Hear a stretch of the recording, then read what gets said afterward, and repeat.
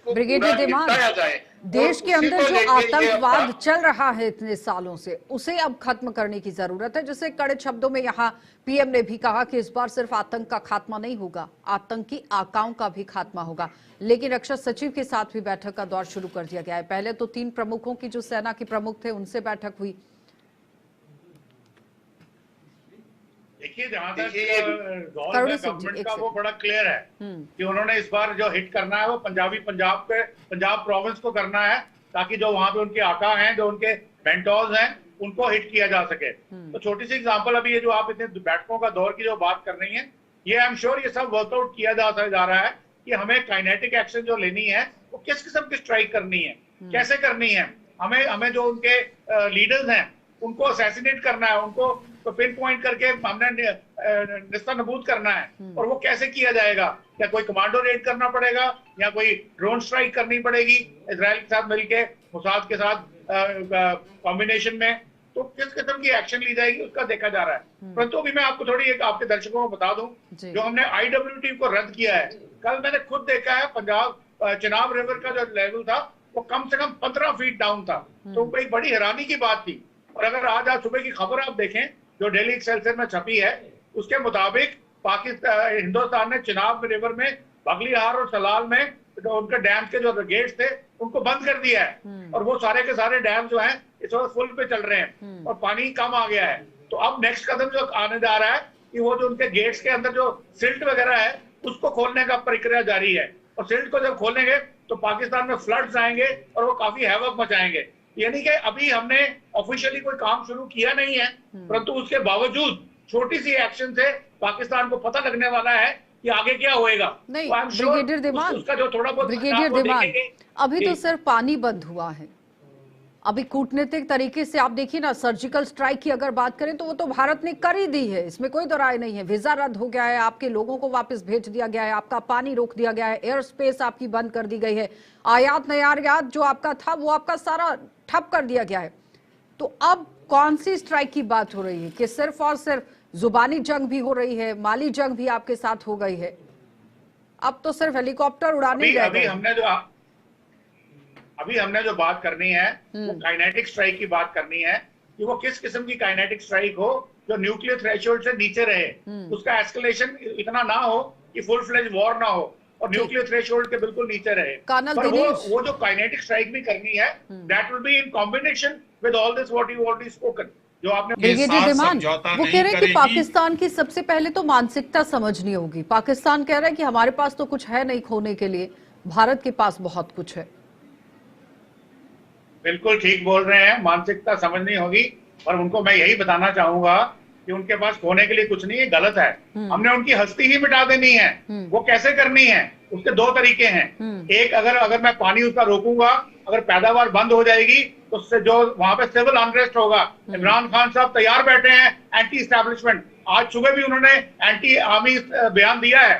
तो अगर जनता को खाने को नहीं मिलेगा, पीने को पानी नहीं मिलेगा, पानी रोकने से, इंडस वाटर ट्रीटी को एब्रोगेट करने से, तो डेफिनेटली रिवोल्ट करेंगे। किनके अगेंस्ट? आर्मी एस्टैब्लिशमेंट के अगेंस्ट, जो पाकिस्तान जो आतंकवाद को बढ़ावा देते हैं। तो इसका मतलब पाकिस्तान के ब्रेकअप होने के चांसेस हैं। और दूसरा तरीका है कि पाकिस्तान की जो बोगी है, धमकी है, न्यूक्लियर धमकी है कि हम एक बम मारेंगे, तो हमारे पास जो अग्नि 5 है इसके अंदर MIRV कैपेबिलिटी है, multiple targeted independent re entry vehicle. मतलब कि एक मिसाइल के अंदर, एग्जैक्ट नंबर मैं नहीं बताऊंगा आपको, 10 बम होंगे तो जो 10 जगह डिफरेंट टारगेट्स को साइमल्टेनियसली मारेंगे। तो इस किस्म की कैपेबिलिटी होगी। तो पाकिस्तान की जब उनको ये कन्विंस हो जाएगा कि हाँ ये हो सकता है, तो उस वक्त वो सोचेंगे कि भाई आतंकवाद बंद करना है या अपनी जान बचानी है।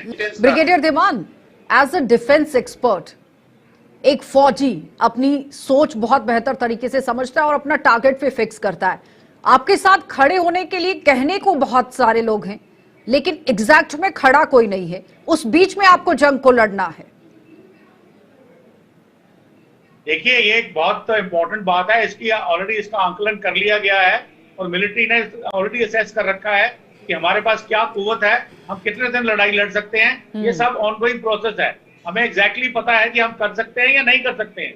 जैसे पाकिस्तान की भी असेसमेंट हो जाती है। परंतु ये जो आपने बोला ना, जो आश्वासन मिल रहे हैं या आतंकवाद के खिलाफ हमें सपोर्ट मिल रहा है, ये सब डिप्लोमेटिक स्टेटमेंट्स हैं।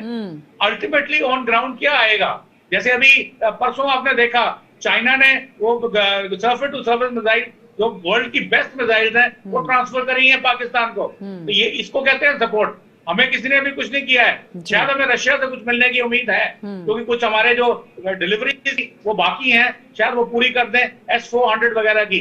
तो इस चीज को तो अगर देखा जाए तो हमें सबसे ज्यादा इंपॉर्टेंट ये है कि हमें आत्मनिर्भर होना चाहिए, कि हमें किसी दूसरे पे अपने आर्मामेंट के लिए, एमुनिशन के लिए डिपेंड ना करना पड़े। और उस दिशा में मोदी जी ने गलवान के बाद काफी कदम उठाए हैं। DRDO जो है वो काफी एक्टिव है, काफी सारी लोकल इंडस्ट्रीज को एक्टिवेट किया है, प्राइवेट के साथ सिंडिकेट्स बने हैं, तो काफी कुछ आना शुरू हुआ है। तो we are in a much better position to fight as far the Pakistan is concern. परंतु इसके अलावा अगर मैं डिफेंस एनालिस्ट हूँ, इस समय मेरा जो आंकलन होगा कि खाली काइनेटिक मीन वॉर डिक्लेयर करना इज नॉट द आंसर। हम बड़ी जल्दी दुनिया की तीसरी अर्थव्यवस्था बनने वाले हैं। यदि वॉर हम डिक्लेयर करते हैं तो हम कई दशकों पीछे चले जाएंगे, वो हम नहीं जाना चाहेंगे। और उस साथ में वॉर जो है 100% सही दवाई नहीं है, इसका कॉम्बिनेशन करना है हमने, डिप्लोमेटिक, इकोनॉमिक, इवन पॉलिटिकल या इवन। पाकिस्तान के अंदर प्रजातंत्र नाम का कोई शब्द आपको दिखता भी है? पख्तूनख्वा के अंदर देख लीजिए क्या हो रहा है, बलूच के अंदर देख लीजिए क्या हो रहा है, सिंध पंजाब के अंदर देख लीजिए क्या हो रहा है। तो पाकिस्तान तो खुद ही अपने घर के अंदर छिन्न भिन्न हुआ पड़ा है। कहां चला पाकिस्तान अब भारत के साथ लड़ने के लिए? और सबसे बड़ी बात यहां पर यह है कि महज कुछ इलाकों के अंदर ही अगर बॉम्ब दाग दिए जाए तो पाकिस्तान तो वैसे भी खत्म हो जाएगा, जिसमें मुजफ्फराबाद आ जाता है, पेशावर आ जाता है, उसके बाद कराची है, लाहौर है, कई ऐसे इलाके हैं, वहीं पर आप खत्म कर सकते हैं पाकिस्तान को। बड़ी बड़ी हेकड़ी जो पाकिस्तान दिखा रहा है। ब्रिगेडियर धीमान, कितना इत्तेफाक आप मेरी इस बात से रखते हैं? देखिए, मैं आपकी बात से पूरी तरह से सहमत हूं, परंतु इसको मैं दो भागों में बांटूंगा। पाकिस्तान को एक इकोनॉमिक एस्पेक्ट जो है सिविलियंस को पीसफुल रखने के लिए, ताकि उनमें अनरेस्ट ना आए, तो दूसरा है मिलिट्री को चलाने के लिए इकोनॉमिक एस्पेक्ट। जहां तक अभी तक हमारे पास है, पाकिस्तान की इन्फ्लेशन इस वक्त बिल्कुल 42% के आसपास है, और उनके हमारे पास रेट्स हैं, नॉर्मल जो पेट्रोल का रेट है, आटे का है, बिजली का है, तो ये सब चीजें ऑलमोस्ट थ्रेशोल्ड पे हैं। कभी भी पाकिस्तान की जनता विद्रोह कर सकती है, नंबर एक। दूसरा जो हमें बताया जाता है कि पाकिस्तान के जो फॉरेन रिजर्व्स हैं इसको $8 बिलियन है, एज अगेंस्ट इंडिया $700 बिलियन। फर्क देखिए, तो अगर $8 बिलियन है तो वो उसकी जो लड़ने की क्षमता है वो बताया जाता है कि सिर्फ 3 दिन की है, तो उसके बाद वो लड़ नहीं पाएगा। और ऐसा नहीं है। अब दो इंपॉर्टेंट हैपनिंग्स अभी हुई हैं। मैंने बोला चाइना की transfer of surface to surface high quality high technology missile, surface to surface missile, ये 3 दिन पहले हुआ है।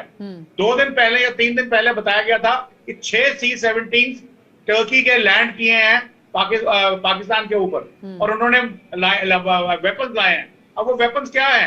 बेसिकली वो ड्रोन्स होंगे, परंतु साथ में उस खबर का खंडन भी किया जा रहा है कि 6 C-17 नहीं थे, एक ही था, और वो भी रिफ्यूलिंग के लिए रुका था, वो मलेशिया जा रहा था। तो ये सब जो विरोधाभास बता रहे हैं, दिस शोज कि अगर पाकिस्तान को पैसे की जरूरत नहीं है, वेपन मिलेंगे। और थर्ड एस्पेक्ट ये है कि पाकिस्तान में जितनी नारकोटिक्स की खेती होती है, पाकिस्तान एपिसेंटर है narcotics all over the world. 90% of drugs जो है वो पाकिस्तान में प्रोड्यूस होती हैं, और ये जो पैसा है ये पाकिस्तान की GDP में नहीं है, ये एक पैरेलल इकोनॉमी है जिसको ISI कंट्रोल। तो इसका मतलब ये है कि हम जो भी असेसमेंट करें उसको ठीक तरीके से करें। अगर आर्मी को अगर बोलेंगे इनके पास पैसे नहीं है, तो वो थोड़ा मेरे ख्याल में वो असेसमेंट थोड़ी गलत होगी।